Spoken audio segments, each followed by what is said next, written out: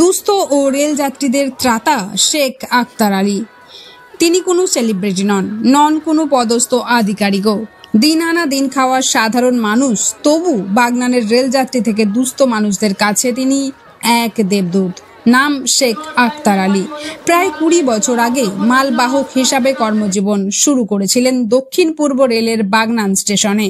তখন থেকেই মানুষের পাশে থাকার মানসিকতা তৈরি হয়। পূজার সময় তিনি সহকর্মীদের নিয়ে স্টেশনে বিনামূল্যে জল, দুধ, বিস্কুট, ওষুধ ইত্যাদি বিতরণ করতেন। বর্তমানে তিনি বাগনান স্টেশনের 5 নম্বর টিকিট কাউন্টারের পাশে একটি চায়ের দোকান চালান।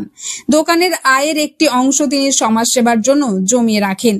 পূজার দিনগুলিতে নিজ উদ্যোগে তিনি জল, বাতাসা, বাচ্চাদের জন্য দুধ ও লজেন্স বিতরণ করেন এবং প্রাথমিক চিকিৎসার ব্যবস্থা রাখেন। রেলযাত্রীরা মোবাইল বা যোগাযোগ সমস্যায় পড়লে নিজের ফোন ব্যবহার করতে দেন। অসুস্থদের হাসপাতালে পৌঁছে দেন, এমনকি দুস্থ কন্যার বিয়েও সহযোগিতা করেন। রেল কর্তৃপক্ষের মতে আখতার আলীর সমাজসেবা অর্থ দিয়ে মাপা যায় না। পূজার দিনে তার উপস্থিতি রেলের জন্য এক বড় ভরসা। স্টেশনে তাকে প্রায় মাইকে সচেতনতার বার্তা দিতে শোনা যায়। রেল লাইন পার না হওয়া, ওভারব্রিজ ব্যবহার করা, পরিবেশ পরিচ্ছন্ন রাখা, নারী যাত্রীদের সম্মান করা ইত্যাদি বিষয়ে। অভাবের মাঝেও 20 বছর ধরে শেখ আখতার আলীর নিরলস সমাজসেবা আজ বাগনানের গর্ব। বাগনান রেল স্টেশনে একটি চায়ের দোকান করে বিগত কয়েক বছর ধরে সমাজসেবামূলক কাজ করছে। এর পাশাপাশি বাঙালির শ্রেষ্ঠ উৎসব দুর্গা উৎসব, এই উপলক্ষে আপনি জনসেবায় নিজেকে নিয়োজিত করেছেন।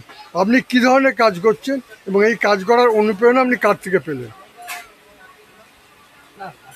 আমি তো আমাদের দুর্গা পুজো তো শ্রেষ্ঠ পুজো সনাতন ধর্ম। আমি প্রতি বছরে গ্রাম গঞ্জে দিয়ে টাকারা মায়েরা যেগুলো আসে তাদের জন্য একটু স্পেশাল কাজ আমি করি। একটু জল, একটু বাসাটা শিশুদের গরম করি। তার সাথে সাথে আমি একটু অ্যানাউন্স করি, মানুষকে সচেতন করি, যুব সমাজকে ঘরে ঘরে বলি যে আপনারা ঘুরে ঘুরে যাবেন না। সাত দিয়ে আমি এইসব কাজ করি। আমাকে প্রচুর হেল্প করে রেল প্রশাসন। এই ধরনের কাজ করার প্রেরণা আপনি কীভাবে পেলেন?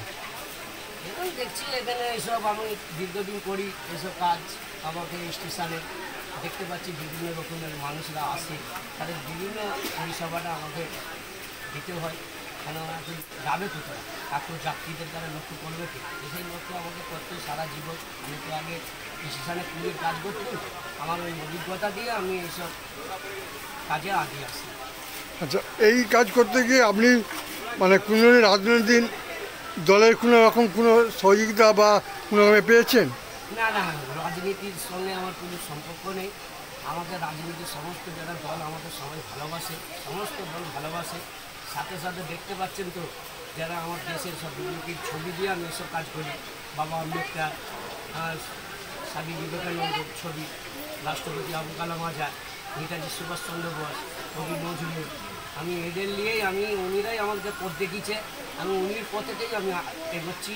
দীর্ঘদিন যেমন এইভাবে উনিদের পথে যেমন সমস্ত সবাই যেমন এইভাবে এগিয়ে সারা পশ্চিমবাংলা কেন সারা ভারতবর্ষের মানুষের পাশে যেমন এইভাবে আমার কাজ করে যেতে পারে।